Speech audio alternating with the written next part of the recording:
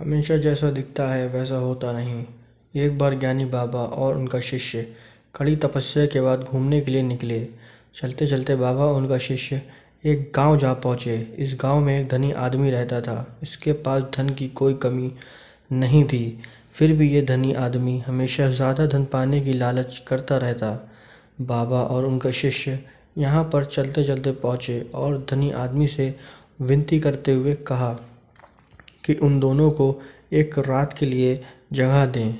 धनी आदमी ने दोनों को देखा और मन ही मन सोचा कि यह दोनों गरीब लगते हैं, इनसे मुझे कोई लाभ नहीं होगा।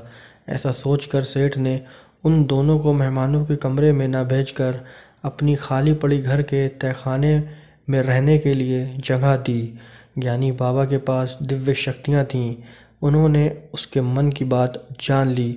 बाबा और उनका शिष्य जब उसके घर दिखाई गई जगह पर रहने गए, तब बाबा ने देखा कि तहखाने की एक दीवार में छेद बना हुआ है। तो बाबा ने तुरंत उस दीवार को अपनी शक्तियों से सही कर दिया। शिष्य ये सब देख रहा था। उसे बाबा का ऐसा करना सही नहीं लगा, मगर वह कुछ नहीं बोला। अगले दिन दोनों सुबह होते ही वहाँ से निकल पड़े। पूरा दिन उस गांव में घूमे और जब फिर से अंधेरा होने लगा, तब वे दोनों इस बार एक गरीब किसान के घर गए। इस परिवार में पति, पत्नी, उनका एक बच्चा और उनके पास एक बकरी थी। उनसे जब दोनों ने रात भर के लिए जगह मांगी, तो गरीब किसान ने उनका अच्छे से स्वागत किया। उनके पास जो भी खाने के लिए था वह भी उनको खिलाया और सोने के लिए बिस्तर बिछा दिया। अगले दिन सुबह बाबा और उनका शिष्य जब नींद से उठे, तब उन्होंने देखा कि गरीब पति, पत्नी और उनका बच्चा बकरी के पास बैठकर रो रहे थे, क्योंकि उनकी बकरी मर चुकी थी। बाबा और उनका शिष्य उनको दिलासा देकर वहाँ से चले गए।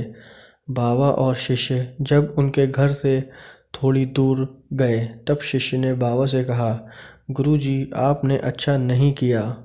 आपने उस लालची सेठ, जिसके पास किसी भी चीज़ की कमी नहीं थी, उसके तहखाने की छोटी सी छेद को भी सही कर दिया।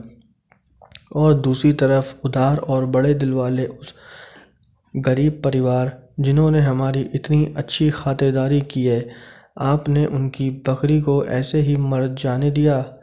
तब गुरु ने शिष्य को समझाते हुए कहा, देखो बेटा, हमेशा जैसा दिखता है वैसा होता नहीं। उस सेठ के तहखाने में जिस दीवार में छेद था, उस दीवार के पीछे एक बहुत बड़ा ख़जाना था। क्योंकि वह सेठ लालची था, तो मैं नहीं चाहता था कि उसको यह ख़जाना मिले, इसलिए मैंने उस दीवार के छेद को बंद कर दिया।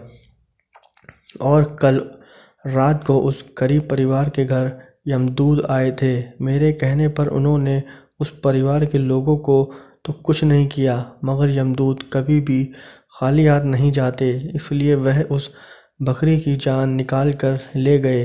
अब तुम ही बताओ, मैंने जो किया वह गलत था क्या?